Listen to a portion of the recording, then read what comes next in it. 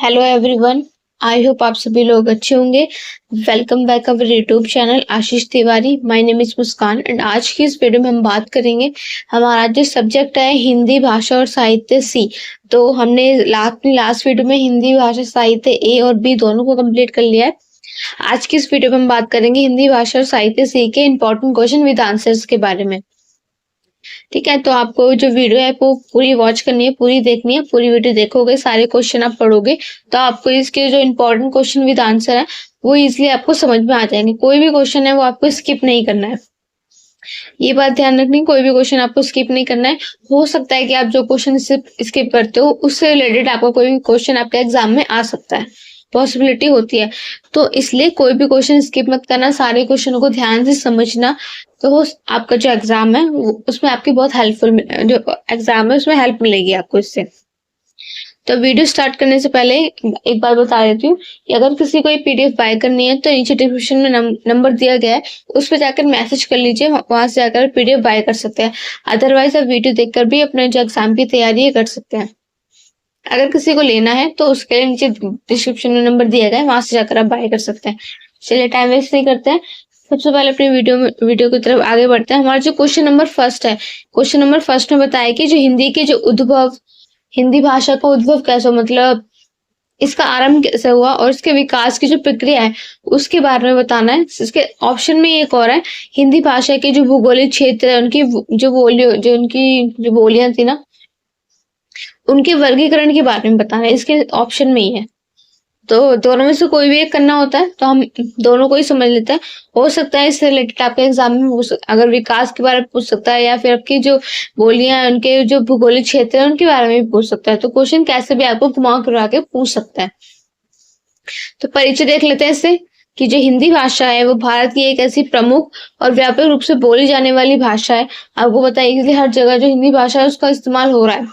तो ये जो केवल ये संप्रेषण का माध्यम नहीं होता, ये केवल बात करने का तरीके का माध्यम नहीं हिंदी भाषा, बल्कि ये हमारी संस्कृति, हमारी साहित्य और जो हमारी राष्ट्रीय एकता है ना, उसकी एक धारा, मतलब उसकी एक पहचान बनी हुई है।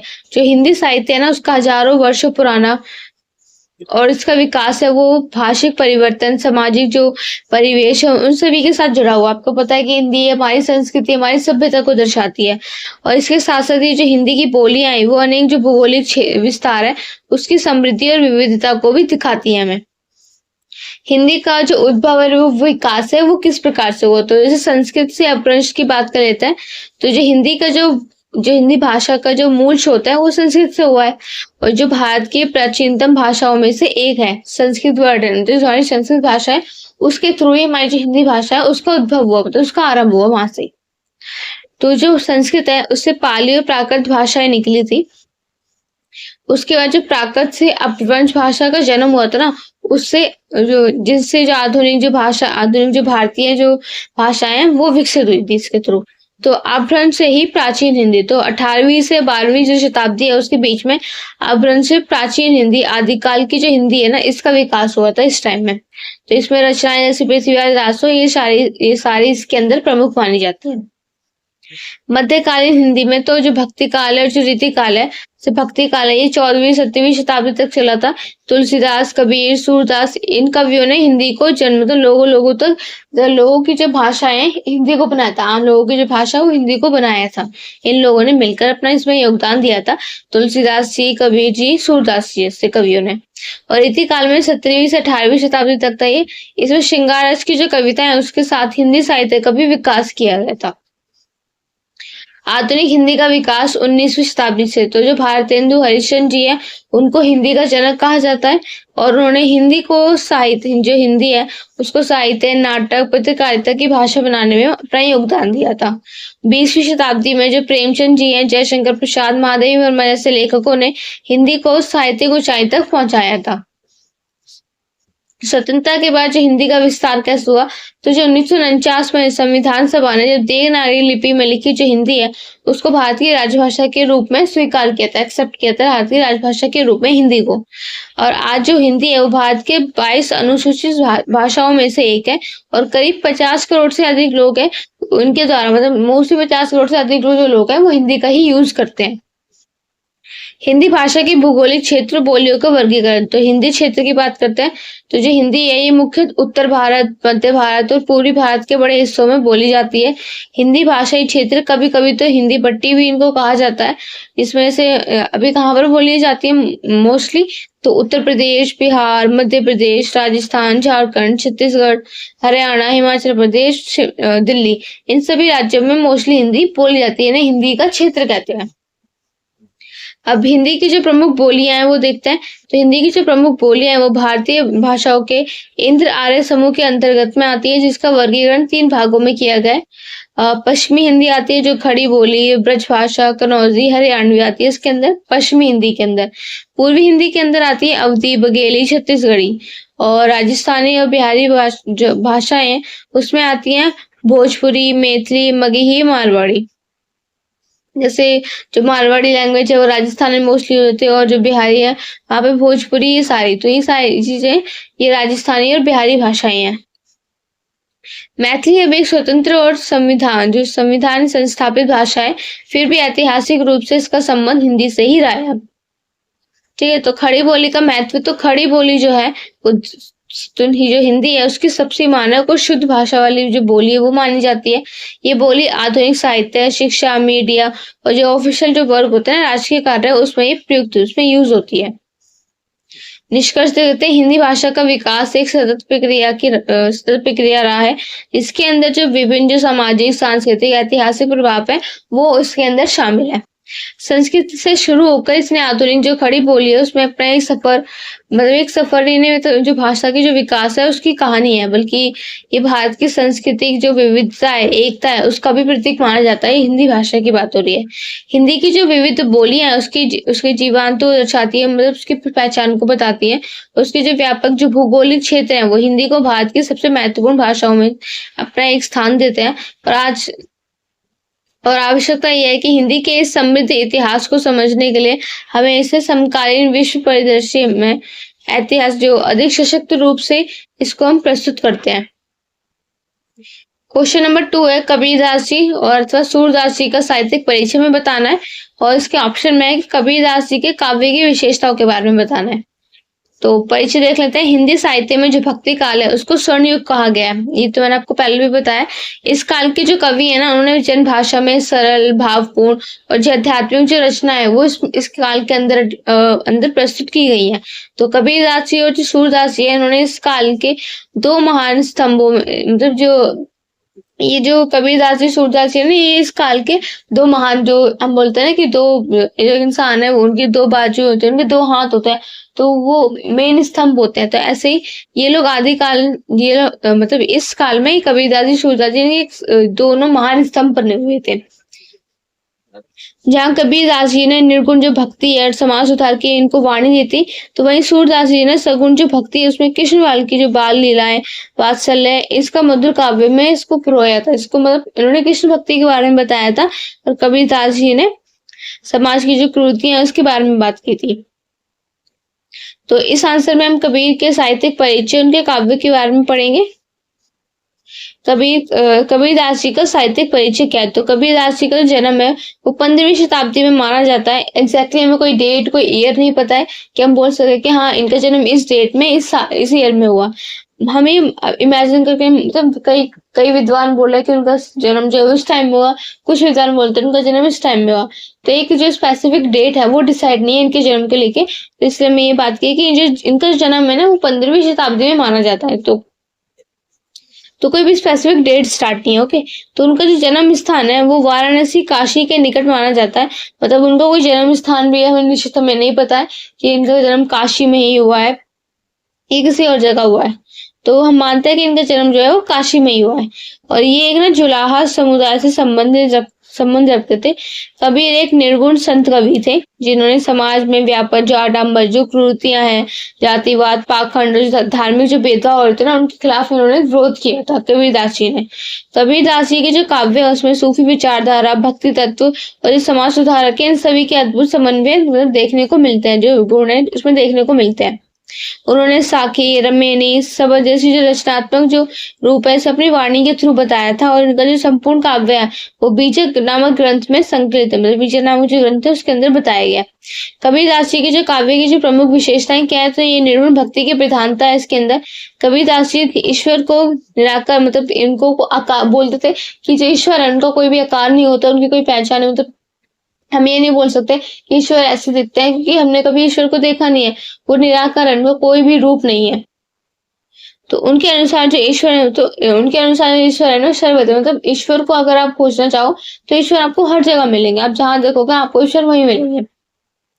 तो उसे मंदिर, मस्जिद या मूर्ति में खोजने की आवश्यकता ही नहीं है। आप कहीं भी देखो, सब बोलते हैं ना ईश्वर तो कण कण में बसा हुआ है। तो एग्जैक्टली वही चीज है कि ईश्वर को आप मंदिर, मस्जिद या गुरुद्वारे मतलब इन सब जगह ढूंढते हो, तो ईश्वर तो आपके मन में अगर आप आत्मा से मतलब अब मन से अगर आप सोचो या विचार करो तो ईश्वर को आप ऐसे इमेजिन कर सकते हो। आपको किसी मंदिर या मस्जिद इन सब जगह जाने की जरूरत ही नहीं है, वहां पर भगवान को खोजने की जरूरत ही नहीं है क्योंकि ईश्वर तो सब जगह मौजूद होते हैं। उदाहरण में जैसे कि मुंह को कहाँ ढूंढे रे बंदे, मैं तो तेरे पास ही हूँ। इसमें ये बताएगा कि तुम मुझे कहाँ ढूंढ रहे हो, मैं तो तुम्हारे पास ही हूँ। तो आप अगर सोचोगे समझोगे तो आपको ईश्वर जो है वो आपको आपके पास ही मिलेंगे, क्योंकि ईश्वर जो है वो हर जगह मौजूद रहते हैं। मंदिर, मस्जिद या किसी मूर्ति में या किसी तस्वीरों में उनको ढूंढने की जरूरत नहीं है। अगर आप अपने मन में साधना करो, मन से उनकी भक्ति करोगे तो वो आपको अपने आप हर जगह आपको ईश्वर की जो छवि है वो दिखाई देगी। तो जाति और धर्म विरोध में तो कबीर जी ने हिंदू मुस्लिम में दोनों धर्म की जो कुरीतियां हैं उनका विरोध किया था। जो भेदभाव की भावना हो रही थी उसके बारे में बताया था। तो सच्ची जो मानव धर्म है उसको सर्वोपरि भी माना गया है कि जो ईश्वर है उन्होंने हमें जो हम लोग जैसे हिंदू मुस्लिम है, ईश्वर हमें ईश्वर नहीं बनाया। लेकिन यहाँ पर आकर हम ये जाति के नाम पर, धर्म के नाम पर एकदम हमारे बीच में बंटवारा हो गया है। हमारे ईश्वर तो एक ही है, बस हमने अपने जो ईश्वर है, जो भगवान है हमारे, उनको अलग अलग नाम से पुकारना शुरू कर दिया है। कोई मुस्लिम होते हैं उन्हें अल्लाह बोलते हैं, जो हिंदूज होते हैं उन्हें ईश्वर भगवान बोलते हैं। तो यहाँ पर आकर जो भेजा हुआ है, लेकिन हमें जो मतलब हमें ऊपर से डिवाइड करके नहीं भेजा गया है। जो हमारा जो डिवाइडेशन हुआ हमारी जाति के नाम पर कि हमारी क्या जाति है, हमारी किस कुल के हैं और हम हिंदू हैं, मुस्लिम है, तो ये सारा जो डिवाइडेशन होता है ये हमारे यहाँ पर जन्म लेने के बाद धरती पर ही होता है। तो ये मानव निर्मित होता है। सामाजिक सुधार की भावना के बारे में तो कबीर आदेश है समाज में जो व्यापक जो भावनाएं है, छुआछूत, जात पात, अंधविश्वासों को खुलकर इन्होंने विरोध किया था और उन्होंने मानवता को सर्वोच्च माना। तो उन्होंने माना कि एक ही जो गुण होता है वो मानवता, ह्यूमैनिटी सबसे ज्यादा जरूरी होती है, सबके अंदर होनी चाहिए। ये जाति पात, छुआछूत, ये अंधविश्वास, इन सबका विरोध करना चाहिए हमें। सभी मनुष्यों को एक साथ ट्रीट करना चाहिए। सभी जो मनुष्य है वो हम सभी ईश्वर के बच्चे हैं, तो सभी को एक समान ही समझना चाहिए। किसी को जातिवाद या छुआछूत के नाम पे उनके साथ दुर्व्यवहार नहीं करना चाहिए। तो कबीरदास जी उनकी भाषा जो है ना वो सुदुकड़ी, खिचड़ी बोली यही कही जाती है और इसमें जो हिंदी है वो अवधी है, भोजपुरी, पंजाबी, इन सभी का मिश्रण हमें देखने को मिलता है। तो उनके जो शब्द है वो सीधे हृदय को स्पर्श करते हैं। दोहे शैली का प्रयोग तो कबीरदास जी ने अधिकतर जो रचनाएं वो दोहे के रूप में ही लिखी हैं, जो थोड़े शब्दों में ही अपने जो गहरे जो भाव है वो उनको व्यक्त कर देती हैं। उदाहरण से बड़ा हुआ तो क्या हुआ, जैसे पेड़ खजूर, पंथी को छाया नहीं, फल आ गए अति दूर।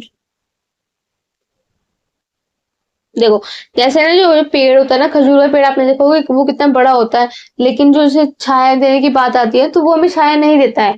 तो इसमें इस पेड़ के बारे में बताया गया कि बड़ा हुआ तो क्या हुआ, जैसे पेड़ खजूर से इसे बता रहे हैं कि जैसे कितना बड़ा है तो क्या होगा। जैसे पेड़ खजूर का ही आप लोग देख लो, जो कोई भी पंथी मतलब कोई भी जो घूमने के लिए आते हैं, मतलब कोई व्यापारी हो गया, आसपास कोई भी जो वहां से गुजरने वाला होता है, तो खजूर का जो पेड़ है ना वो मतलब इतने भी उससे हेल्प नहीं मिलती है कि उसके नीचे खड़े होके हम छाया ले सके, मतलब हमें छाया भी नहीं मिलती उसकी, और फल भी जो है उसके उतने दूर लगे हुए। तो बस इसी कहानी को बताया गया कि बड़ा हुआ तो क्या हुआ, जैसे पेड़ खजूर पंछी को छाया भी नहीं देता है और फल भी इतने दूर लगे हुए। कोई भी पंछी मतलब कोई भी जो वहां पे गुजरने वाला है, कोई भी व्यापारी है, तो उसको वो फल भी नहीं मिल पाता क्योंकि वो इतना लंबा होता है, तो दूर खड़ा होता है और छाया भी नहीं देता है, तो हमारे किसी काम का ही नहीं है। तो यही है कि जो कुछ जो तो इनके जो दोहे हैं उसमें कितनी गहरी बातें लिखी गई हैं रचनाओं, इनकी जो दोहे, इन्हें मोस्टली दोहे लिखे उसमें कितनी सारी गहरी बातें दोहे के अंदर, अगर आप सब पढ़ोगे समझोगे तो आपको समझ में आ जाएगा। आत्मा और परमात्मा का संबंध, तो जो उनकी वाणी है उसमें आत्मा और परमात्मा के जो मिलन है उसको लेकर आध्यात्मिक जो गहराई है उसके बारे में बताया गया है कि हमें आत्मा से परमात्मा से संबंध बनाने के लिए कैसे कार्य करना चाहिए। तो उनकी जो वाणी है उसके बारे में काफी बातें बताई गई हैं। तो प्रतिज्ञात्मक तेवर, तो कबीरदास जी की जो वाणी है उसमें विरोध विद्रोह और प्रतिज्ञा का जो स्वर है वो भी मिलता है, समाज को छोड़ देता है, मतलब उनको हैरान कर देता है। कबीरदास जी ना केवल एक महान संत कवि थे बल्कि उन्होंने एक सामाजिक क्रांतिकारी भी थे। उन्होंने समाज में सुधार लाने के लिए काफी ज्यादा काम किए थे, विरोध किए थे उनके खिलाफ। तो उनकी जो वाणी है वो आज भी उतनी ही प्रासंगिक है जितनी उनके समय में थी। कबीरदास जी ने भाषा, विचार, संवेदना के माध्यम से जन जन मतलब लोगों को जागरूक किया था और सत्य, प्रेम, भक्ति का मार्ग भी दिखाया था। उनके दोहे और शिक्षाएं आज भी जीवन की राह दिखाने वाले प्रकाश स्तंभ माने जाते हैं। इसलिए कबीर जी को हिंदी साहित्य के अमर कवि और युग प्रवर्तक भी माना जाता है। तो हमारा क्वेश्चन नंबर 3 क्या है? सूरदास जी हैं, उनके जो कृष्ण काव्य है उसमें क्या भूमिका निभाते हैं वो, और जयशंकर प्रसाद के काव्य की भाषा और विषय वस्तु पर विचार करिए। तो हिंदी साहित्य में जो भक्ति है और जो छायावाद है उसके दो ऐसे युग रहे हैं जिन्होंने हिंदी साहित्य को भाव, भाषा और संस्कृति की दृष्टि से बताया है। भक्ति काल में सूरदास जी ने अपने काव्य में कृष्ण भक्ति के जो मधुर जो भाव है उसके रूप को प्रस्तुत किया है। और ये वह अद्वितीय, मतलब ये दूसरा जो है इसके अंदर जो आधुनिक जो हिंदी कविता है इसको छायावादी युग में जयशंकर प्रसाद ने भाषा, विषय वस्तु में जो सौंदर्य और जो गहराई लेकर आई है उसमें हिंदी कविता को एक नया आयाम, ये एक नई पहचान दी है, जिसे हम इस उत्तर में पढ़ेंगे। दोनों कवियों की विशेषताओं को पढ़ेंगे, इसकी भाषाओं को समझेंगे कि कैसी भाषाओं को उन्होंने समझाया है। तो सूरदास जी के जो काव्य हैं जो कृष्ण भक्ति के बारे में अपनी भूमिका निभाते हैं। सूरदास जी जो हिंदी साहित्य में सगुण भक्ति शाखा के प्रमुख कवि हैं, जिनका काव्य श्री कृष्ण के बाल रूप, लीलाएं और रास के ओतप्रोत से तो मोस्टली उनके ही बारे में सूरदास जी ने बताया है। वे वल्लभाचार्य के शिष्य थे और पुष्टि मार्ग के प्रवर्तक भी माने जाते हैं। मुख्य विशेषता क्या है? कृष्ण की जो बाल लीलाएं उनके वर्ण किया गया है। सूरदास जी ने कृष्ण के बचपन की लीलाएं, उनकी जो नटखट शरारतें हैं और ग्वालों के साथ खेलना, यशोदा के वात्सल्य को बहुत ही कोमल और भावनात्मक रूप से उसको चित्रित भी किया गया है। राधा कृष्ण प्रेम के बारे में भी इन्होंने बताया कि सूर के जो पद है उसमें राधा कृष्ण के शुद्ध प्रेम, रासलीला और वीर जो भाव है उसको ही मधुरता से बताया गया है, उनके अलग होने की बात को। और उनके जो काव्य है उसमें श्रृंगार और भक्ति का अद्भुत संतुलन देखने को मिलेगा आपको, और भक्ति की गहराई। तो उनके काव्यों में जो भक्ति है वो सिर्फ पूजा नहीं है बल्कि एक भावनात्मक समर्पण भी दिखाई देता है। उन्होंने कृष्ण को न केवल भगवान बल्कि सखा, पुत्र, नायक के रूप में भी उन्होंने चित्रित किया है। लोकप्रिय रचनाएं, तो सूरदास जी के जो पद है, सूर सागर, साहित्य लहरी, सुरसारावली में ये सब संकलित है, इसके अंदर बताया गया है। तो इन काव्य संग्रह में कृष्ण भक्ति के अनेक रूप आपको देखने को मिल सकते हैं। ऐसे मैया मोरी मैं नाही माखन खायो, तो इस पद में जो बाल कृष्ण है उनकी मासूमियत, उनके नाटक, उनके वात्सल्य, उनके लीला प्रभाव को प्रकट कर रहा है कि वो अपने जो यशोदा मैया उनसे बोलता है कि मैंने माखन नहीं खाया है। तो वो अपने बाल कृष्ण के मतलब मासूम मन के वो बताते हैं उन्होंने माखन खाया होता है, लेकिन एग्जैक्टली वो अपनी मैया से मासूम मन के मासूम सा फेस बना के वो दिखाते हैं उनको, ये अपनी लीला प्रकट करते हुए बताते हैं कि उन्होंने माखन तो खाया ही नहीं है। और उनकी जो यशोदा मैया वो इन पर विश्वास भी कर लेते हैं, क्योंकि मासूम सा फेस बनाकर, मतलब सिंपल सा रोता हुआ फेस बनाकर वो बताते हैं कि मैंने तो माखन खाया नहीं है। तो यही इस उदाहरण में बताया गया है कि उनकी जो लीलाएं उसके बारे में बताया गया है। तो जयशंकर प्रसाद उनके काव्यों की जो भाषा है विषय वस्तु में, तो जयशंकर प्रसाद जी छायावादी युग के प्रमुख कवि है। ये केवल कवि नहीं है बल्कि नाट्यकार, उपन्यासकार और कहानीकार भी थे। तो इनका जो काव्य है भावनात्मक, कल्पनाशीलता, सौंदर्य जो बोध है उससे भरा पड़ा है। तो काव्य की जो विशेषता है वो क्या है? संस्कृत निष्ठ और परिष्कृत भाषा। तो इनकी जो भाषा है वो शुद्ध, प्रामर्जित और संस्कृत की निष्ठ है, मतलब इसके अंदर संस्कृत से बनी हुई है। इससे जो कविता है उसमें गंभीरता और गरिमा भी आ जाती है। ललितपूर्ण शैली, तो इनकी जो शैली है उसमें काव्यात्मक सौंदर्य से भरपूर है। उन्होंने भाषा में संगीतात्मक छंदबद्धता और अलंकारों का सुंदर उपयोग भी किया है। भाव प्रवणता, तो जो उनकी जो भाषा है उसमें भावनाओं की तीव्रता होती है, चाहे वो प्रेम हो, प्रकृति हो या दर्शन हो। विषय वस्तु की विशेषताएं, तो प्रकृति और सौंदर्य, तो उन्होंने जो प्रकृति को केवल दृश्य नहीं बल्कि जीवन तत्व के रूप में इसको चित्रित किया, मतलब दृश्य के रूप में नहीं दिखाया बल्कि जीवन की जो हमारे जीवन से जुड़े कोई तत्व है उसके रूप में भी दिखाया गया है। ऐसे अरुण या मधुमेह देश हमारा है। से अब इतिहास और संस्कृति, तो उनके काव्य में जो भारतीय गौरवशाली इतिहास है, संस्कृति, उनके मूल्य की एक झलक हमें देखने को मिलती है। ये हम जयशंकर प्रसाद के काव्य के बारे में बात कर रहे हैं, ठीक है। मानवता और करुणा, तो जो प्रसाद जी हैं उन्होंने मनुष्य के जो अंतर्मन, उनकी करुणा, उनके त्याग और आत्मबल पर आधारित जो विषय है उसको प्रमुखता दी है। राष्ट्रीय चेतना में उन्होंने स्वतंत्रता संग्राम के समय उनका जो साहित्य देशभक्ति और सांस्कृतिक आत्मबोध से भरा पड़ा है उसके बारे में बताया गया है। तो निष्कर्ष देख लेते हैं। सूरदास जी और जयशंकर प्रसाद जी दोनों ही हिंदी साहित्य के अमर रचनाकार रहे हैं। सूरदास जी ने अपने मधुर और भावपूर्ण जो पद है उसमें श्री कृष्ण की बाल लीलाएं, उनके राधा कृष्ण के प्रेम और इस प्रेम को लोगों के हृदय तक पहुंचाया है, जबकि जयशंकर प्रसाद ने अपनी कविताओं में भारतीय संस्कृति, भावनाएं और सौंदर्य को नए रूप से उसको प्रस्तुत किया है।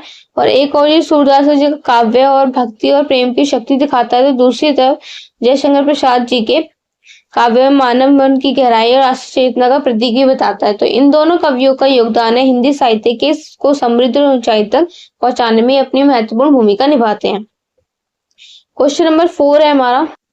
हाँ, तो हमारा क्वेश्चन नंबर 4 है। इसमें पूछा है कि हिंदी कविता के जो तीनों काल हैं उनकी विशेषताओं के बारे में बताना है, और जो हिंदी भाषा है उसमें अंग्रेजी तथा अन्य जो भाषा है उसके भाव को भी हमें स्पष्ट करना है। ओके, तो ये इम्पोर्टेंट क्वेश्चन है, मे भी हो सकता है एग्जाम में आ जाए, तो आप एक बार देख लीजिएगा। तो हिंदी भाषा और साहित्य का जो विकास है वो विभिन्न कालों में अलग अलग सामाजिक, सांस्कृतिक और जो राजनीतिक परिस्थितियां हैं उसके प्रभाव में हुआ है। हिंदी कविता का जो इतिहास है वो मुख्य 3 कालों में विभाजित किया गया है, आदिकाल, भक्तिकाल और आधुनिक काल। तो जो प्रत्येक काल है उसको अपनी विशिष्ट भाषाएं, शैली, भाव और उद्देश्य दे रहे हैं। उनके साथ ही जो हिंदी भाषा है उस पर अंग्रेजी, अरबी, फारसी, उर्दू और जो अन्य जो भारतीय भाषा है उनका जो प्रभाव है वो काफी मतलब महत्वपूर्ण रहा है इसमें। तो इसमें हम यही पढ़ेंगे कि हम हिंदी कविता के तीनों कालों की विशेषताएं देखेंगे और हिंदी भाषा पर जो अन्य भाषाओं के प्रभाव है उसको भी सिंपल वे में हम समझेंगे। तो पहले कालों के इनकी जो प्रमुख जो विशेषताएं वो देख लेते हैं। तो जो हिंदी काल की प्रमुख विशेषताएं, पहले आदिकाल की बात करते हैं। आदिकाल, इसका जो प्रारंभ है वो 1050 से 1350 ईस्वी तक था, और मुख्य विशेष इनका जो वीर रस है उसकी इसमें प्रधान, इनके काव्यों के अंदर इसमें प्रधानता थी वीर रस की। और जो प्रमुख कवि थे इसके वो चंद्रबरदाई, पृथ्वीराज रासो ने लिखी थी, और नरपति नलाद, जगनिक, ये सारे इनके प्रमुख कवि थे। और उनकी भाषा क्या थी इसमें प्रारंभिक रूप से की जो खड़ी बोली, ब्रज और अर्धमागधी जो भाषा है वो सभी इसके अंदर मिलकर मतलब मिक्सअप, यही सारे जो रूप हमें देखने को मिलते हैं। विशेषता ये थी कि इस काल की जो कविता है ना उसमें वीरता, युद्ध, राष्ट्रीय भक्ति और राजाओं की जो बहादुरी है उसका ही वर्ण मिलेगा आपको आदिकाल के अंदर। लक्ष्य यह है कि राजा और जो राजवाड़ों की जो प्रशंसा है समाज में वीरता का जो संचार है उसको फैलाती है। भक्ति काल की बात करें तो इसका जो जन्म जो काल है वो 1350 से 1700 ईस्वी तक था। मुख्य विषय भक्ति और आध्यात्म की भावना इसमें देखने को मिलती है। इसकी 2 शाखाएं हैं, निर्गुण भक्ति, इसमें कबीर जी, दयादास जी और दादू जी ये सारे कवि हैं। निर्गुण भक्ति धारा के कवि ये लोग हैं। और सगुण भक्ति वाले कवि तुलसीदास जी, सूरदास जी, मीरा जी, ये सगुण भक्ति वाले हैं। तो भाषा कौन सी यूज की है इन्होंने? अवधी, ब्रज, खड़ी बोली, पंजाबी, राजस्थानी, मिश्रित बोलियां, ये सारी भाषाएं यूज की गई है। विशेषता ये है कि जो ये भक्ति भाव से ये लोग, इनके जो काव्य हैं मतलब इनके जो काव्य के अंदर भक्ति भरी पड़ी होती है, ओत प्रोत है भक्ति काव्य से। समाज सुधार, ईश्वर भक्ति और संतवाणी नैतिकता ये इसके अंदर शामिल है। सरल भाषा और जनमानस से जुड़ा, मतलब इन्होंने ऐसी भाषा का यूज किया गया है तो जो नॉर्मल लोग हैं, जो आम जनता है, वो इसलिए जो हमारी जो भाषा उनसे जुड़े रह सके, और जो हृदय और इनका जो जुड़ाव है मतलब काव्यों के अंदर में इनका जुड़ाव है वो बिल्कुल बना रहे। तो लक्ष्य क्या है कि ईश्वर से आध्यात्मिक संबंध, आत्मा के थ्रू ईश्वर से मतलब ऐसे बोलते हैं ना कि परमात्मा से जुड़ने का एक माध्यम हम आते हैं उसे, अगर हमें ईश्वर को प्रसन्न करना है तो मैं अपनी मन से मतलब अपने मन को ध्यान लगाकर अच्छे से साधना करनी होगी। तो वही चीज़ आपको अपनी आत्मा से ही परमात्मा तक जाने का मार्ग मिल सकता है।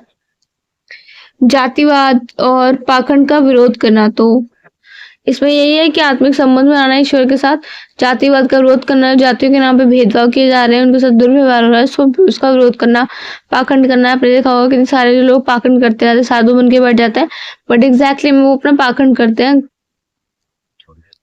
तो ये सारी चीजें मतलब किसी मूर्ति पे या किसी एक आकार पे विश्वास करने की हाँ वो भगवान है, तो ये सब नहीं है। अगर आप इमेजिन करोगे, अगर आप सोचोगे, तो ईश्वर आपको सब जगह ही मिलेंगे, हर जगह आपको ईश्वर मिलेंगे। आपको बस अपने मन से शांति करके ध्यान लगाना होता है। तो हमारा थर्ड पॉइंट है आदिकाल। तो आदिकाल जो 19वीं ईस्वी से वर्तमान समय तक था, प्रारंभिक जो काल है, ये भारतेंदु हरिश्चंद्र ने हिंदी को जो आध्यात्मिक स्वरूप दिया था, और इनको हिंदी का मानक भी कहा जाता है। तो इनकी जो प्रमुख चार धाराएं हैं इनकी, भारतेंदु युग, तो ये सामाजिक चेतना की ओर दृष्टि दिखाता है। द्विवेदी युग में राष्ट्रीय भक्ति और शिक्षा प्रति कई साहित्य बताता है। और जो छायावादी है उसमें प्रकृति, सौंदर्य, कल्पना, आत्मा का चित्रण, ये सभी इस सभी के बारे में बताता है। जैसे प्रसाद, पंत, महादेवी निराला। प्रगतिवाद जो प्रयोगवाद है, ये नई कविता, ये सामाजिक यथार्थ, गरीबी, शोषण और मनोविज्ञान के बारे में बताता है। भाषा, तो शुद्ध हिंदी से लेकर बोलचाल की जो खड़ी बोली है उसमें मतलब इनकी जो भाषा है उसमें ये वाली भाषा यूज की गई है। लक्ष्य ये है कि व्यक्ति और समाज की जो गहराई है उसकी जांच की जाए और समसामयिक जो समस्या है उस पर विचार भी किया जाए। हिंदी भाषा पर अंग्रेजी अन्य भाषा का प्रभाव क्या था, तो अंग्रेजी भाषा का प्रभाव देखते हैं। शब्द, तो office, train, mobile, button, school, class, doctor, से हजारों शब्द हिंदी में ही आम होते हैं।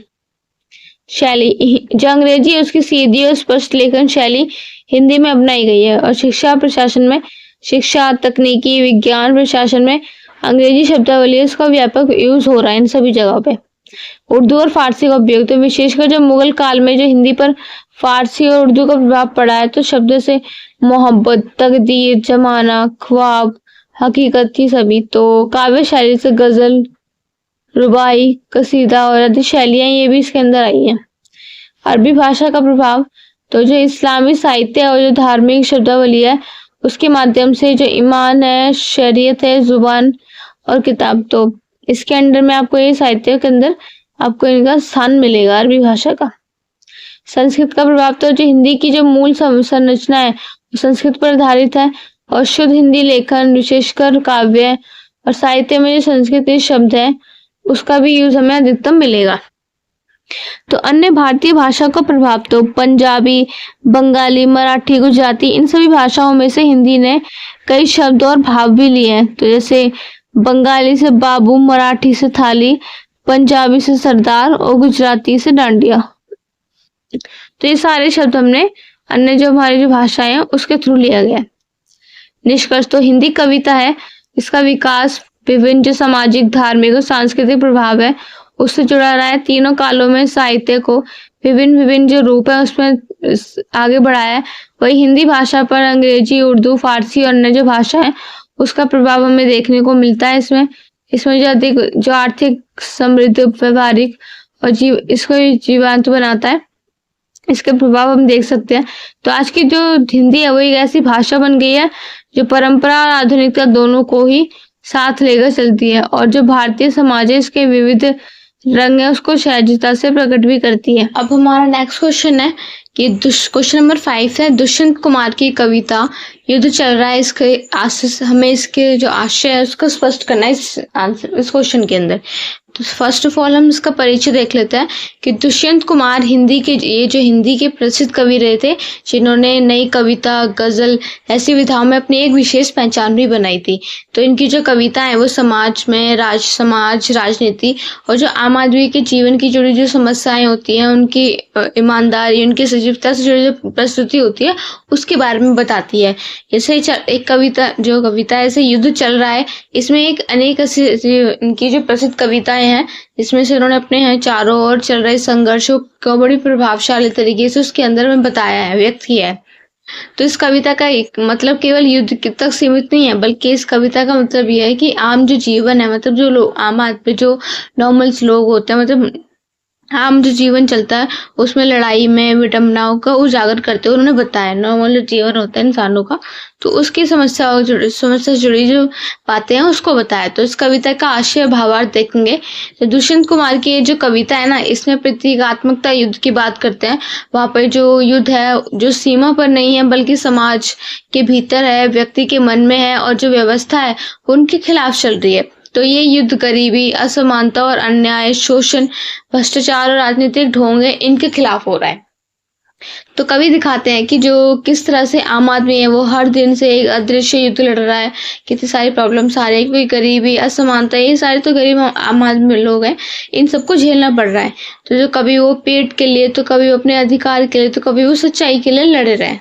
तो उनके जो जीवन है वो हर दिन एक युद्ध की तरह हो रहा है कि उन्हें हर दिन किसी न किसी चीज के लिए लड़ना पड़ता है। अपने अधिकारों के लिए, अपने कर्तव्यों के लिए उन्हें लड़ना पड़ता है। तो इस कविता में जो युद्ध का अर्थ है वो केवल बंदूक या गोलों से नहीं है। मतलब युद्ध का मतलब ये नहीं कि बंदूक चल रही है, गोले चल रहे हैं, बल्कि जिनके विचार से, उनकी परिस्थितियों से, उनकी व्यवस्था से संघर्ष की बात की गई है। ये युद्ध विकास, विनाश और सत्ता और जनता, सच्चे और झूठ, विरोध और स्वीकृतता के बीच में चल रहा है। तो ये कविता हमें बताती है, हमें संकेत देती है कि यह युद्ध हर उस व्यक्ति के भीतर चल रहा होगा जो आज असंतोष, पीड़ा और अन्याय को महसूस करता है। और ये कविता हमें जागरूक और सक्रिय होने का एक संदेश देती है। मेन पॉइंट्स है इसके कि जो युद्ध का प्रतीकात्मक प्रयोग किया है, तो जो बाहरी नहीं है बल्कि ठीक है, तो बाहरी बल्कि इसकी जो भीतरी, जो सामाजिक और युद्ध की ओर संकेत करता है। ये जो हमारा युद्ध का प्रतीकात्मक, मतलब क्या प्रतीक देते हैं हमें। तो जो सामाजिक यथार्थ है उसमें जो आम जनता की पीड़ा के बारे में बताया गया, उनके संघर्ष, उनकी बेबसी को दिखाया गया, कैसे वो अपनी गरीबी से और अन्याय के और शोषण के खिलाफ अपने वो लड़ रहे हैं, मतलब युद्ध लड़ रहे हैं। एक युद्ध की तरह ही उनका जीवन हो गया है। तो राजनीतिक विडंबनाओं में सत्ता का दोहरापन हो गया, जनता को संघर्ष करना पड़ता है। मानवता की पुकार में जो व्यवस्था है उसके खिलाफ मानव चेतना, उनके लिए संघर्ष की एक भावना व्यक्त हो गई है। और जागरूकता के संदेश में कविता पाठक को झकझोरती है, वो मौन ना रहे बल्कि जो बदलाव है उसका हिस्सा बने। तो उनको संदेश देती है, उन लोगों को जागरूक करती है कि उनके चुप रहने से कुछ नहीं होगा। अगर वो अन्याय के खिलाफ जाकर नहीं लड़ेंगे तो ये जो अन्याय है, जो उनके साथ शोषण हो रहा है, जो उनके साथ असमानता की भावना दिखाई जा रही है, ये सब कम नहीं होने वाला। जैसे हमें अपना कोई राज्य है उसको बचाने के लिए हमें जो दुश्मन देश होता है उससे युद्ध लड़ना पड़ता है, तो उनके खिलाफ हमें आवाज उठानी पड़ती है, तभी जाकर हम उनसे आजादी पा सकते हैं। तो इसी तरह हमारी जो ये जो भी आंतरिक जो क्रूरतियां, सामाजिक क्रूरतियां जो हमारे साथ हो रही है, इनसे भी हमें युद्ध लड़ना ही पड़ेगा, तभी जाकर ये खत्म हो सकती है। तो दुष्यंत कुमार जी, निष्कर्ष है कि दुष्यंत कुमार की जो कविता युद्ध चल रहा है, इसमें सिर्फ एक कविता नहीं है बल्कि ये आधुनिक समाज की संघर्षशील तस्वीर को बताता है। इस कविता में हमें समझने के लिए मजबूर करती है कि हमारे चारों ओर अनेक युद्ध चल रहे हैं, जिनका शोर सुनाई नहीं देता है, लेकिन जिनकी जो आहट है वो हमें हर दिन महसूस होती है। ये रचना सामाजिक चेतना, मानवीय सरोकार, सच्चाई के पक्ष में खड़े होने की जो प्रेरणा है उसको देता है। और इसी तरह दुष्यंत कुमार जी की ये कविता आज भी उतनी ही प्रसिद्ध है जितनी उस टाइम में थी, तो क्योंकि युद्ध अभी भी जारी है। नेक्स्ट क्वेश्चन है हमारा, क्वेश्चन नंबर 6। बिहारी के काव्यों के भाव पक्ष की विवेचना कीजिए और घनानंद की जो काव्य पुनरुक्ति है उस पर विचार कीजिए। परिचय देखते हैं कि हिंदी जो साहित्य है उसके रीतिकाल को श्रृंगार रस और भाव्य सौंदर्य का काल कहा जाता है। इस युग के दौरान जो प्रमुख कवि थे बिहारी और घनानंद जी, इनकी रचनाएं अपनी गहराई, संक्षिप्तता और मार्मिकता के लिए प्रसिद्ध है। बिहारी ने जहाँ नीति, श्रृंगार और संक्षिप्त जो भाव है उसके बारे में बताई, उसकी निपुणता, उसके गुणों के बारे में बताया है, वहीं घनानंद जी ने प्रेम और विरह की जो कोमल अनुभूतियां हैं उसके संवेदनशील तरीके से उसको प्रस्तुत किया है। तो इन दोनों कवियों ने काव्य का जो भाव पक्ष है वो बहुत ही सशक्त और प्रभावशाली बनाया है, जिसको हम आगे देखेंगे। तो बिहारी जी की जो काव्य के पक्ष की विवेचना है उसके बारे में बात करते हैं। बिहारी लाल का जो मुख्य ग्रंथ है सतसई, जिसमें 700 से अधिक दोहे हैं, जिनके काव्यों में श्रृंगार रस की प्रधानता होती है और उसमें नीति, भक्ति, हास्य, वात्सल्य जैसे जो भाव है वो देखने को मिलते हैं बिहारी जी के काव्यों में। मुख्य इनके भावे की विशेषताएं, श्रृंगार रस की प्रधानता। तो बिहारी जी के दोहे में न्यायिक नायिका के प्रेम के बारे में मनोहार, रूठना मनाना, चंचलता, सौंदर्य की जो जो उसकी झलक है, वो छोटी झलक हमें इसके अंदर देखने को मिलती है। उदाहरण में देखते हैं,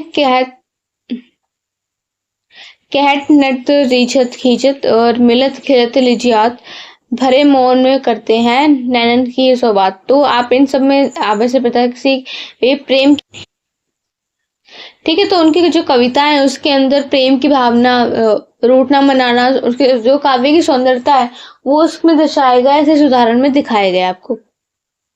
सेकंड पॉइंट है संक्षिप्तता में गहराई। तो बिहारी जी ने दो पंक्तियों में अपनी गहन के भाव है उसको व्यक्त करते हुए बताया कि उनकी जो दोहे हैं ना, गागर में सागर जैसे प्रतीत होते हैं। उनके दोहे में मैंने आपको बताया इनकी सौंदर्यता होती है, प्रेम की भावना होती है, नया नायिका के बारे में बताया जाता है, तो ये गागर में सागर जैसे ही प्रतीत होता है ये उनके दोहे के अंदर। हमारा थर्ड पॉइंट है प्रकृति और सौंदर्य का चित्रण। तो उनके जो काव्य है उसमें प्रकृति के सौंदर्य प्रेम भाव के साथ जुड़कर और अधिक रमणीय हो जाते हैं। उनको हम पढ़ते हैं तो उनको याद करके और भी उनके जो काव्य उनको याद करते हैं। फिर नीति स्वभाव में सच्चाई के जो कुछ दोहे हैं ना, उसमें जीवन से जुड़े कुछ नैतिक उपदेश भी उसके अंदर दिए जाते हैं, जैसे बड़ी बड़ाई नीचता, जैसे नीच कुंताल, और शीस नवाते सरदही और मिले सो वो गाल। तो बिहारी जी के जो कुछ पद है,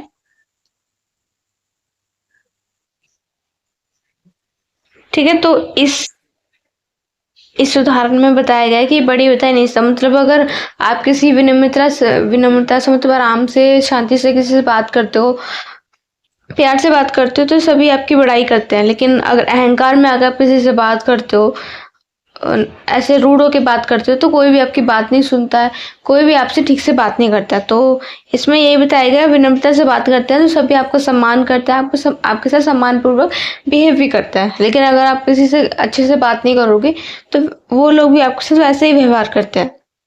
तो इसमें विनम्रता की बात की गई है, इसमें कि विनम्रता की महानता को दिखाया गया है। वहीं जो भक्ति भावना है उसमें है कि बिहारी जी के जो कुछ पद है ना, उसमें कृष्ण के प्रति भक्ति और प्रेम की जो भावना है उसको भी बताया है।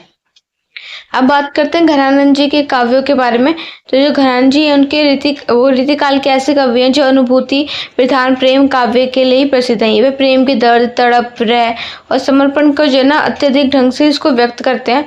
उनका जो काव्य है वो हृदय से निकली भावना का ही चित्रण दिखाई देता है। इसमें से मान जो काव्य प्रवृत्तियां वो देख लेते हैं, विरह वेदना का चित्रण। तो घनानंद के काव्य में विरह की जो पीड़ा और दर्द है उसमें असफलता की वेदना में अत्यंत जो प्रभावी ढंग से व्यक्त की, जैसे ये वाली है, इसमें नायिका अपने प्रेमी को याद करके रोती रहती है, अंदर से हृदय से जलती रहती है। तो इसमें जो घनानंद जी है उनकी जो पीड़ा है, उनके जो प्रेम की जो वेदना है उसके बारे में बताया गया है कि वो हर टाइम से इतना दिन पर दिन चढ़ता रहता है, बदलता रहता है, दिन से रात होती रहती है, रात से दिन होता रहता है, लेकिन वो इसी तरह अपने जो प्रेमी के वियोग में वो रोती रहती है। तो उन्होंने नायिका है जो उसकी पीड़ा है उसके बारे में बताया गया है इसमें, ठीक है। सेकंड पॉइंट है हमारा गंभीर आत्मभक्ति। तो उन्होंने अपनी निजी अनुभूति है उसको ही काव्य का एक विषय बना दिया है। उन्होंने पद आत्मा की जो गहराई है उससे निकली पुकार उसमें लगती है, और अन्य जो प्रेम और त्याग है। तो घनानंद जी का जो प्रेम शुद्ध, निस्वार्थ और समर्पित है, वो प्रेम के लिए राजमहल छोड़ने तक भी तैयार हो जाते हैं। तो इन्होंने प्रेम की भावना को व्यक्त करते हुए बताया। तो भाषा की सहजता और कोमलता। तो ब्रज भाषा में लिखे उनके पद अत्यंत कोमल और भावनात्मक और संगीतात्मक होते हैं। करुण रस की प्रधानता। तो घनानंद जी के काव्यों में करुणा और संवेदना की जो अत्यंत प्रभावशाली समावेश है इनके अंदर। निष्कर्ष है कि बिहारी और घनानंद जी दोनों ही रीति काल के सर्वश्रेष्ठ कवि हैं, किंतु उनकी जो काव्य अनुभूति और जो भाव पक्ष है इनकी दिशा दोनों की बिल्कुल ही अलग है। बिहारी जी ने जहाँ श्रृंगार रस की कलात्मकता, संक्षिप्तता में उत्कृष्ट प्राप्त किए, तो वहीं घनानंद जी ने प्रेम और विरह की पीड़ा को, निजी अनुभव की जो गहराई है उसको दिखाया है। तो दोनों कवियों ने अपने तरीकों से हिंदी काव्य को एक समृद्ध बनाया है, और आज भी उनके जो काव्य है वो भावुकता, सौंदर्य, अनुभव की दृष्टि से साहित्य प्रेमियों के लिए हृदय में स्थान बने हुए हैं आज भी। नेक्स्ट क्वेश्चन है हमारा क्वेश्चन नंबर 7। आधुनिक हिंदी गद्य के विकास और उसकी प्रमुख जो विधाएं हैं उसके बारे में बताना है, और हिंदी विकास के जो व्याकरण है उसके परिवर्तन और शब्दावली के विकास पर विचार करना है। तो पहले वाला देख लेते हैं, परिचय है उसका। हिंदी साहित्य का जो विकास है उस कविता में प्रारंभ होकर गद्य तक पहुंचा, लेकिन जो आधुनिक गद्य विधा है उसमें सामाजिक, राजनीतिक और सांस्कृतिक भावनात्मक विषयों पर इसको अभिव्यक्त करने के लिए एक ऐसा माध्यम बनाया गया। तो हिंदी जो भाषा है उसकी व्याकरणिक संरचना, शब्दावली में समय के साथ साथ कई जो महत्वपूर्ण परिवर्तन हुए वो देखने को मिलते हैं, जो भाषा को समकालीन और आधुनिक उपयोगी बनाते हैं। और साथ में हम ये देखेंगे हिंदी गद्य के विकास और हिंदी भाषा के जो व्याकरण शब्द विकास है उसको हम इजी लैंग्वेज में समझेंगे। तो पहले आधुनिक गद्य विकास का ये देख लेते हैं। तो गद्य का जो विकास है वो प्रारंभिक काल से 1850 से 1900 के बीच में हुआ था। भारतेंदु हरिश्चंद्र को आधुनिक हिंदी गद्य का जनक माना जाता है। उन्होंने नाटक, निबंध, यात्रा वृत्तांत, पत्रकारिता के माध्यम से गद्य को भी एक नया रूप दिया था। इस टाइम में जो गद्य है वो एक साहित्य के साथ साथ सामाजिक चेतना में भी बढ़ोतरी इसने कर ली, मतलब बढ़ गया। तो वैदिक युग में 1900 से 1920 के बीच में हजारी जो आचार्य हैं महावीर प्रसाद द्विवेदी के नेतृत्व में ये गद्य लेखन में सुधार हुआ था। शुद्धता आई थी और विषय वस्तु की जो गंभीरता है वो स्टार्ट हो गई थी बढ़नी। और ऐतिहासिक और नैतिक और सामाजिक विषयों पर निबंध भी लिखे जा रहे थे। प्रेमचंद युग में गद्य जो साहित्य है उसको स्वर्णकाल कहा गया है। प्रेमचंद ने उपन्यास और कहानी को जनमानस और लोगों से जोड़ा था और यथार्थवाद को भी स्थापित किया था। तो जो सामाजिक अन्याय है, जातिवाद है, गरीबी है, किसानों की जो स्थिति है उस विषय पर लिखा गया था। आधुनिक काल तो प्रयोगवाद, मनोविश्लेषण, नई कहानी, दलित साहित्य, स्त्री विमर्शात्मक लेखन, इन सभी का विकास हुआ था आधुनिक काल के अंदर। और भाषा जो है ना अधिक बोलचाल की, सरल और प्रभावी भी बनी थी इसके अंदर। प्रमुख जो गद्य विधाएं वो क्या, उपन्यास में प्रेमचंद, यशपाल, अमृतलाल नागर और फणीश्वर नाथ रेणु, ये इनके उपन्यास इन्होंने उपन्यास में बताया था। और कहानी है मुंशी प्रेमचंद, सुभद्रा कुमारी चौहान, भीष्म शाहनी, कृष्णा सोबती। तो निबंध है हजारी प्रसाद द्विवेदी और रामचंद्र शुक्ल। तो ये जो प्रमुख लोग जो विधाएं हैं इस समय दिखाते प्रस्तुत थे। उपन्यास में इन लोगों की जो उपन्यास से प्रसिद्ध थे, कहानी इन लोगों की प्रसिद्ध थी और निबंध मोस्टली इन लोगों के थे। तो जीवन संस्मरण महादेवी वर्मा, पंडित नेहरू, यात्रा वृत्तांत में राहुल संस्कृत यातन और नाटक में भारतेंदु हरिश्चंद्र, जयशंकर प्रसाद। पत्रकारिता और भाषण में तो गांधी जी, तिलक, लोहिया। तो हिंदी भाषा में जो व्याकरण में जो परिवर्तन है वो शब्दावली विकास उसके बारे में देखते हैं। तो क्रिया और वाक्य रचना में सरलीकरण, तो जो पुराने समय की जो जटिल क्रियाएं हैं उसकी जगह सरल जो क्रिया है उसका प्रयोग आज भी हमें हिंदी में होता है। जैसे जाता था, जा रहा था, खेलता था, खेल रहा था। ठीक है। लिंग, वचन, काल और कारकों के प्रयोग में लचीलापन, तो जो व्याकरण है उसके नियम पहले की तुलना में और भी अधिक व्यवहारिक हो गए हैं। जैसे कि आपको एक वचन और बहुवचन दोनों ही जगह उपयोग किया जा सकता है। और नई वाक्य रचनाओं का प्रयोग तो अंग्रेजी भाषा के प्रभाव से सहायक जो क्रिया होती हैं, शब्द, क्रम, भावना, प्रश्नवाचक जो वाक्य हैं उन सभी के अंदर परिवर्तन आया। शब्दावली का विकास किस प्रकार से हुआ? संस्कृत शब्दों, तो हिंदी की जो मूल शब्दावली संस्कृत पर ही आधारित होती है, जैसे धर्म, न्याय, मन, ज्ञान आदि। तो फारसी और अरबी शब्दों में मुगल काल के जो प्रभाव से अनेक जो शब्द हिंदी में आए हैं, खत, हुकूमत, जमाना, मोहब्बत, इन सब का भी विकास हुआ है। अंग्रेजी शब्द में अंग्रेजी शासन के समय अब तक तो अंग्रेजी शब्द हिंदी में व्यापक रूप से प्रयुक्त हो रही है, जैसे स्कूल, ट्रेन, कंप्यूटर, मोबाइल। देशज और तद्भव शब्द तो जैसे चलना, खाना, पीना, बैठना आदि, तो ये सारे इसके अंदर आते हैं। तकनीकी और शब्दावली का समावेश, तो विज्ञान, तकनीक, शिक्षा, प्रशासन सभी क्षेत्रों के लिए नई शब्दावली बनाई गई है और अन्य भाषाओं में इसको लिया भी गया है। निष्कर्ष देख लेते हैं। आधुनिक गद्य जो हिंदी गद्य और भाषा दोनों ही अपने विकास के क्रम में लचीलापन, प्रयोगशीलता और समाज की जो आवश्यकता है उसके अनुसार बदलने की क्षमता रखते हैं। हिंदी गद्य ने जहाँ विविध विधाओं में जनजीवन, संवेदना और विचारों को स्थान दिया, तो वहीं भाषा ने व्याकरण, जीवन के स्तर पर समय के साथ साथ स्वयं को भी विकसित किया है।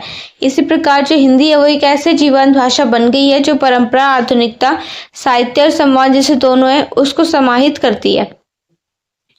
क्वेश्चन नंबर 8 है, आ धरती कितना देती है। तो काव्य सौंदर्य पे प्रकाश डालना है और नर हो ना निराश हो करो मन की कविता की मूल संवेदना पर विचार भी करना है। तो हिंदी काव्य में, साहित्य में जो ऐसी जो कविताएं हैं जो प्रकृति, मानव निर्मित संघर्ष की प्रेरणा को सुंदर भावों के माध्यम से बताती हैं, जैसे आ धरती कितना देती है।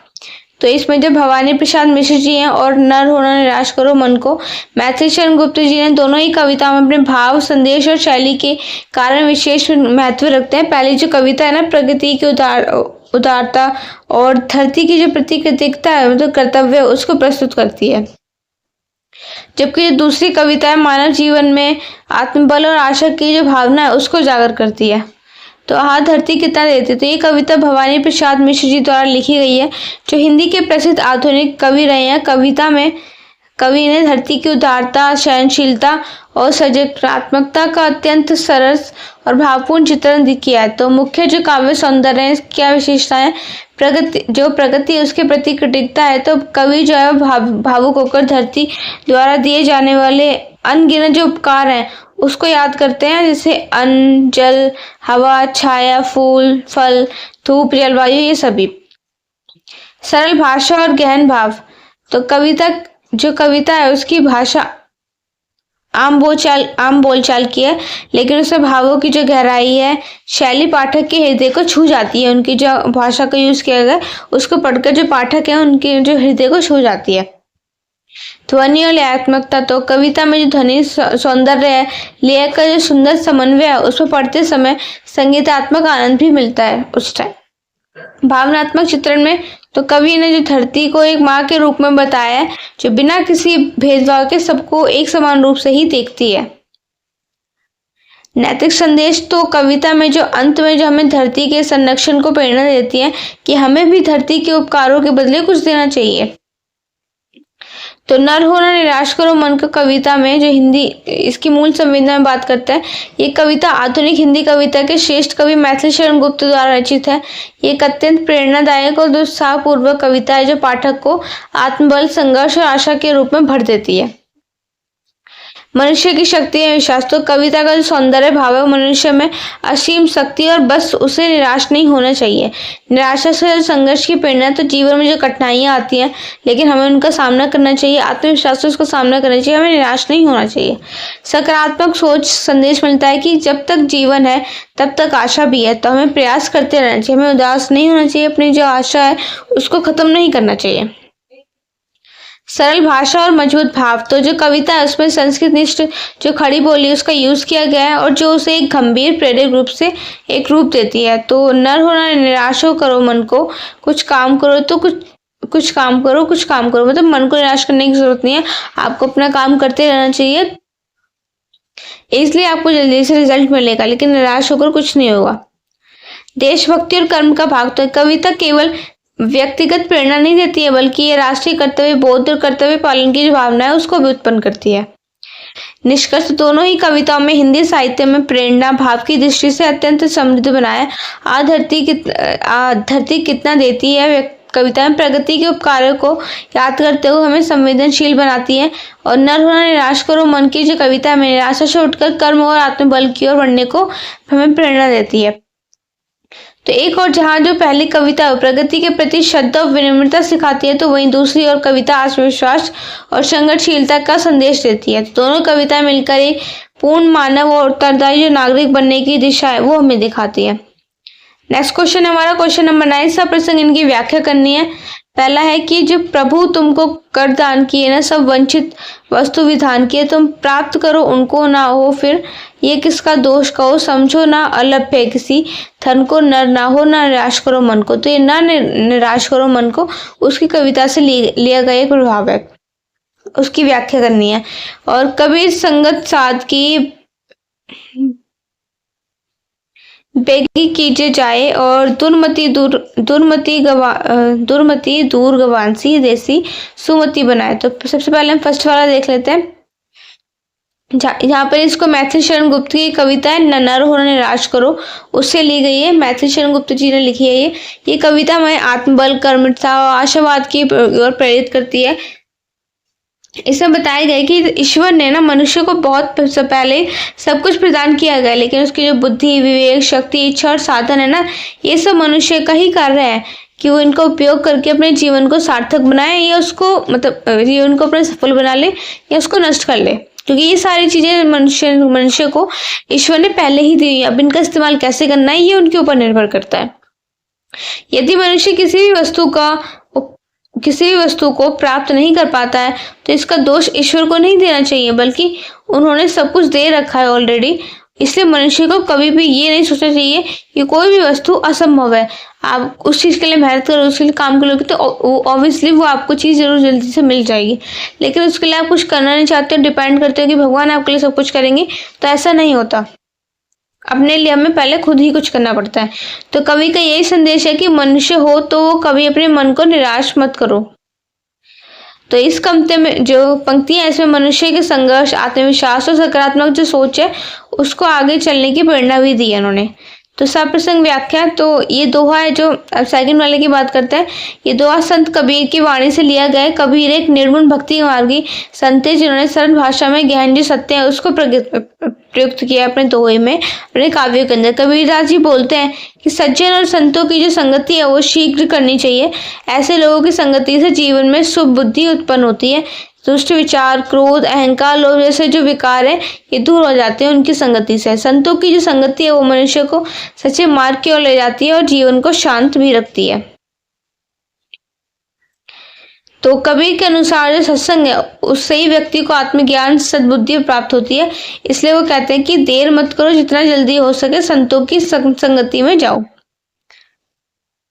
निष्कर्ष, दोनों रचनाएं एक आधुनिक युग के कवि और दूसरे भक्तिकालीन संत की मनुष्य को सत्य पथ पर चलने और जीवन की श्रेष्ठ बनाने की प्रेरणा देती है। मैथिली शरण गुप्त जी है वो हिंदी जो काव्य है आत्मविश्वास और कर्मशीलता का संदेश देती हैं, और कबीर का जो दोहा है वो संत संगति, विचार शुद्धि का महत्व बताती हैं। दोनों ही पंक्तियां आज के समय में भी उतनी ही प्रसिद्ध हैं और जीवन की जो दिशा बदलने में सक्षम भी है। लास्ट क्वेश्चन है हमारा क्वेश्चन नंबर 10। इसे बताना है, पहले हिंदी इन सब पर टिप्पणी करनी है। हिंदी के स्वरूप के बारे में, कृष्ण भक्ति काव्य के बारे में, आदिकालीन रस काव्य के बारे में, अवधि बोली की विशेषताओं के बारे में, भारत हिंदू युगीन साहित्य की विशेषताओं के बारे में। तो पहले देख लेते हैं हिंदी के स्वरूप को। तो हिंदी एक इंडो आर्यन भाषा है जिसका जो विकास है वो संस्कृत, प्राकृत, अपभ्रंश के क्रम से ही हुआ है। आज जो हिंदी भारत की जो राजभाषा है वो इन मुख्य खड़ी बोली के आधार पर ही विकसित हुई है। तो हिंदी भाषा में तत्सम, तद्भव, देशज और विदेशी शब्दों का समावेश इन सबसे इनके अंदर मिली हुई है। इससे इसका स्वरूप है वो और भी लचीला और व्यापक बनी है। तो हिंदी का जो प्रयोग है वो साहित्य, प्रशासन, शिक्षा, मीडिया, फिल्म और जनसंचार के हर क्षेत्र में होता है। इसकी जो लिपि है वो देवनागरी है। कृष्ण भक्ति काव्य की बात करें तो जो हिंदी साहित्य है उसके सगुण जो भक्ति की शाखा है उसका एक भाग है। इसमें भगवान श्री कृष्ण के बाल रूप, रासलीला, राधे कृष्ण प्रेम और गोकुल की जो लीला है उसके बारे में बताया गया है। प्रमुख जो कवि हैं सूरदास, मीरा, रसखान, विद्यापति, ये सारे कृष्ण भक्ति काव्य के हैं। इस काव्य में श्रृंगार रस, वात्सल्य भाव, मधुर और संगीतात्मक जो विशेषताएं वो देखने को मिलती है। जो भक्त कवि है उन्होंने कृष्ण के नायक, मित्र, बालक और भगवान के रूप में चित्रित किया है। उन्होंने काव्य भक्ति की आस्था, प्रेम और समर्पण के सुंदर जो उदाहरण है उसके बारे में बताया।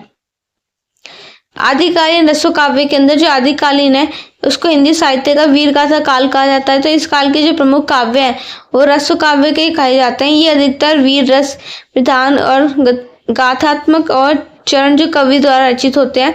इनकी रचनाएं पृथ्वीराज रासो, चंद्रवरदाई और विसल देव रासो, परमाल रासो, तो ये सारी रचनाएं इनके काव्यों में राजा उनकी वीरता, युद्ध, त्याग, देशभक्ति और गौरव की बातें बताई गई हैं। तो ब्रज भाषा इसमें कैसी यूज हुई है? ब्रज, अर्धमागधी, अपभ्रंश और राजस्थानी, ये सारी इसमें मिक्सअप यूज हुई है। फोर्थ पॉइंट है अवधि बोली की विशेषताएं। तो अवधि जो हिंदी की एक प्रमुख जो पूर्वी बोली है जो मुख्य रूप से उत्तर प्रदेश के अवध में जैसे लखनऊ, फैजाबाद जैसे क्षेत्र वहाँ बोली जाती है। साहित्यिक गरिमा, तो तुलसीदास जी की जो रामचरितमानस है उसकी ये महान रचना भी अवधि में ही हुई है। तो मृदुता और सरसता, इसकी ध्वनि मधुर और प्रभावपूर्ण होती है। व्याकरण, तो इसमें हो, तुम, वर और कई से ऐसे जो शब्द हैं वो प्रयुक्त होते हैं। लोकगीत और भक्ति साहित्य में प्रयोग। तो अवधि का जो प्रयोग है भजन है, लोक कथा, अलह, सोहर आदि इन सब में होता है। तो कविता की जो परंपरा है वो रीति काल, भक्ति काल, अवधि के अंदर सबसे बड़ा योगदान है। तो फिफ्थ है भारतेंदु युगीन साहित्य की विशेषताएं। तो जो भारतेंदु हरिश्चंद्र का जो आधुनिक हिंदी साहित्य उनको जनक माना जाता है उसका, और उनका जो काल है 1868 से 1885 तक, इसे भारतेंदु युग भी कहलाते हैं। तो इनकी मुख्य विशेषता है राष्ट्रीय चेतना। तो देश प्रेम और अंग्रेजी शासन का जो विरोध है और भारतीय गौरव के बारे में उन्होंने बताया अपनी राष्ट्रीय चेतना के अंदर। भाषा की सरलता और भाषा जैसे वो खड़ी बोली, ब्रज, इन सभी इस दोनों भाषा इसके अंदर मिश्रित है, जिससे जो आम लोग हैं उसको आसानी से समझ पाए। धार्मिक और सामाजिक सुधार, अंधविश्वास, रूढ़ियों और जो कुरीतियां उस पर प्रहार किया गया है। साहित्यिक विविधता, तो नाटक, निबंध, आलोचना, कविता, यात्रा वृत्तांत सारी विधाओं का विकास हुआ इसके अंदर। पत्रकारिता का योगदान, तो भारतेंदु ने कवि वचन सुधा, हरिश्चंद्र चंद्रिका जैसी पत्रिकाएं निकाली हैं। निष्कर्ष देखते हैं इन सभी जो विषय से स्पष्ट होता है कि हिंदी भाषा और साहित्य का विकास विविध दिशाओं में हुआ है। भाषा की लयात्मकता, काव्य की भक्ति और वीरता, बोली की सुंदरता और गद्य की प्रगतिशीलता ने हिंदी को एक समृद्ध और जीवंत भाषा बनाया है। ठीक है, हमारे जो 10 क्वेश्चन है वो कंप्लीट हो गए, मैंने डिस्कस कर लिया है। किसी का कोई डाउट है तो वो आप कमेंट बॉक्स में पूछ सकते हैं, और आपका जो नेक्स्ट एग्जाम है वो कौन सा है वो आप मुझे कमेंट बॉक्स में बताइए। जिसकी मेजोरिटी में जो ज़्यादा सब्जेक्ट के वोट्स होंगे तो हम वही सब्जेक्ट के वीडियो बनाकर आपको अपलोड कर देंगे। ठीक है, तो आप लोग मुझे कमेंट बॉक्स में फटाफट से बताइए कि नेक्स्ट एग्जाम आप लोगों का कौन सा है, कॉमन जो एग्जाम है। मिलते हैं हमारी नेक्स्ट वीडियो में। Thank you for watching video. All the best for exam.